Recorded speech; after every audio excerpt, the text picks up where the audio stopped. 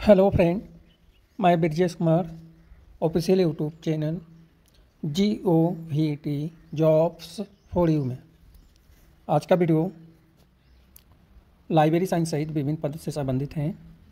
और library science में library attendant, semi professional assistant और नॉन टीचिंग के विभिन्न पद हैं। यह जो पद हैं परमानेंट बेसिस पे आवेदन आमंत्रित हैं, यानी सरकारी नौकरी के लिए आवेदन आमंत्रित हैं। लाइब्रेरी साइंस में एक पद को छोड़कर बाकी फ्रेशर कैंडिडेट भी अप्लाई कर सकते हैं परमानेंट नौकरी के लिए, यानी सरकारी नौकरी के लिए।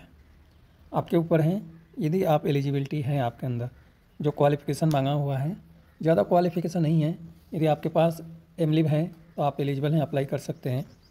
और जो डिटेल जानकारी है इस वीडियो में बताएंगे।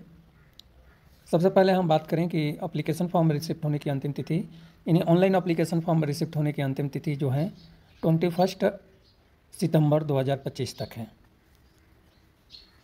नोटिफिकेशन पुराना है लेकिन वेबसाइट पे अभी अपलोड हुआ है, इसलिए अभी हम वीडियो बना रहे हैं। हो सकता है नोटिफिकेशन को अपलोड करने में या नोटिफिकेशन को पब्लिश करने में डेट चेंज करना भूल गए हों, वो बात अलग है। लेकिन यह जो नोटिफिकेशन है आज ही वेबसाइट पे अपलोड हुआ है और आज से ही 14 दिन का इसमें डेट दिया है, 2 वीक का। और जो अंतिम तिथि है एप्लीकेशन फॉर्म फिल करने की अंतिम तिथि 21/9/2025 तक है। बाकी जो संस्था से मिस्टेक हुआ है उसकी बात हम नहीं कर रहे हैं। अब हम बात करें इस पद से रिलेटेड, तो यहाँ पे सीरियल नंबर, यहाँ पे पोस्ट का नेम, यहाँ पे पे लेवल, यहाँ पे नंबर ऑफ टोटल पद और यहाँ पे एज लिमिट दिया गया है। यह जो वैकेंसी है दिल्ली में आवेदन आमंत्रित किया गया है और यूनिवर्सिटी ऑफ दिल्ली के एक कॉलेजेस में, यानी एक कॉलेज में आवेदन आमंत्रित है। और कॉलेज का नाम अभी थोड़ी देर में हम बताने वाले हैं। तो यदि दिल्ली के आसपास आप निवास करते हैं तो ईजिली तरीके से आप अप्लाई कर सकते हैं और दिल्ली के बाहर वाले भी अप्लाई कर सकते हैं। इसमें ये कोई बाउंडेशन नहीं है कि यह कैंडिडेट अप्लाई नहीं कर पाएगा और यह कैंडिडेट अप्लाई कर पाएगा। अब पद की बात करें तो डायरेक्टर फिजिकल एजुकेशन में L10 के अनुसार एक पद है। जो एज लिमिट है यूनिवर्सिटी ऑफ दिल्ली के रूल्स अप्लीकेबल है। सीनियर टेक्निकल असिस्टेंट कंप्यूटर में एक पद है और HI में पद है, एज लिमिट है 35 साल। प्रोफेशनल असिस्टेंट लाइब्रेरी साइंस में 2 पद हैं, दोनों पद हैं जनरल में, एज लिमिट है 35 साल। सेमी प्रोफेशनल असिस्टेंट के लिए एक पद है और एक जो पद है वो पद है AC कैटेगरी में, एज लिमिट है 32 साल। और लाइब्रेरी अटेंडेंट के लिए एक पद है जनरल कैटेगरी में, एज लिमिट रखा गया है 32 साल। अब यदि आप कैटेगरी से बिलोंग करते हैं तो कैटेगरी वाइज जो डिटेल जानकारी दिया है यह आप देख सकते हैं। क्वालिफ़िकेशन की बात करें तो डायरेक्टर फिजिकल एजुकेशन का जो पद है ग्रुप A में आवेदन आमंत्रित है। क्वालिफ़िकेशन में मास्टर डिग्री फिजिकल एजुकेशन, यानी स्पोर्ट्स या फिजिकल एजुकेशन में 55% अंक। इसके अलावा और भी बहुत सारी डिटेल जानकारी दिया है और डिटेल जानकारी आपको चेक कर लेना है।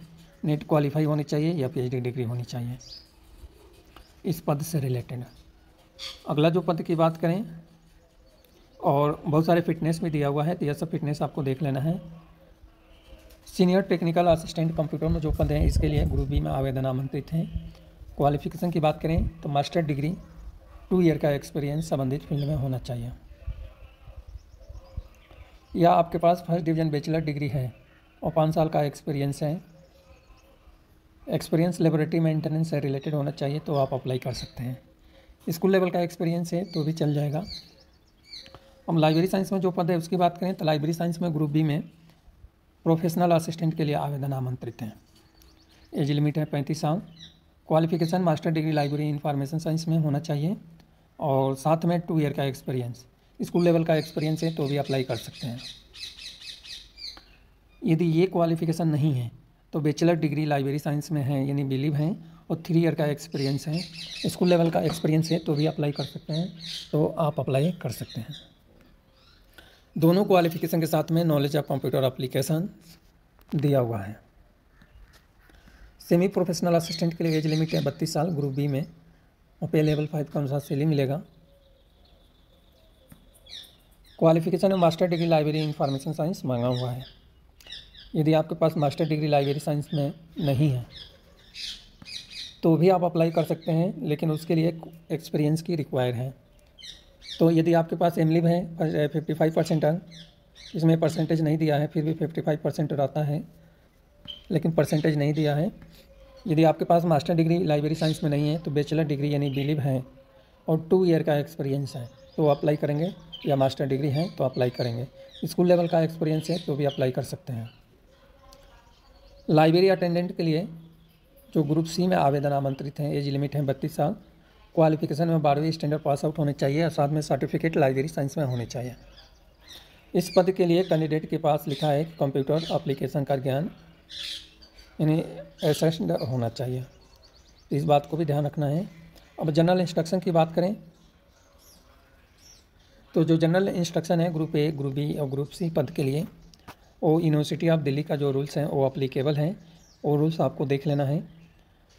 तीसरे नंबर में जो पॉइंट है ऑलरेडी लिखा है कि जो रिटन टेस्ट, स्किल टेस्ट या जो भी टेस्ट आपको कंप्यूटर के बेसिक कंप्यूटर नॉलेज रिक्वायर है पोस्ट अकॉर्डिंग, उसमें ये सब टेस्ट होगा। इसके अलावा सभी पोस्ट जो हैं recruitment rules, university of Delhi का जो रिक्रूटमेंट रूल्स हैं, यूजीसी नॉर्म्स हैं, इसके अनुसार फिलअप किया जाएगा यानी पोस्टेड किया जाएगा। 5वें नंबर पॉइंट में लिखा है अकॉर्डिंग टू ऑर्डर इशू यानी सेंट्रल गवर्नमेंट रूल या अदर डिटेल जानकारी जैसे एज लिमिट है या शेड्यूल कास्ट के लिए डिटेल जानकारी दिया है तो यह डिटेल जानकारी आपको देख लेना है।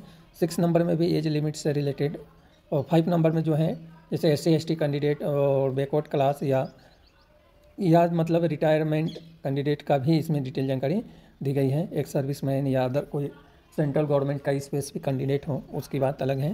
6 नंबर में एज लिमिट से रिलेटेड डिटेल जानकारी दिया गया है। 7 नंबर में भी कैटेगरी वाइज एज लिमिट से रिलेटेड दिया गया है। 8 नंबर में भी एज लिमिट से रिलेटेड डिटेल जानकारी दी गई है।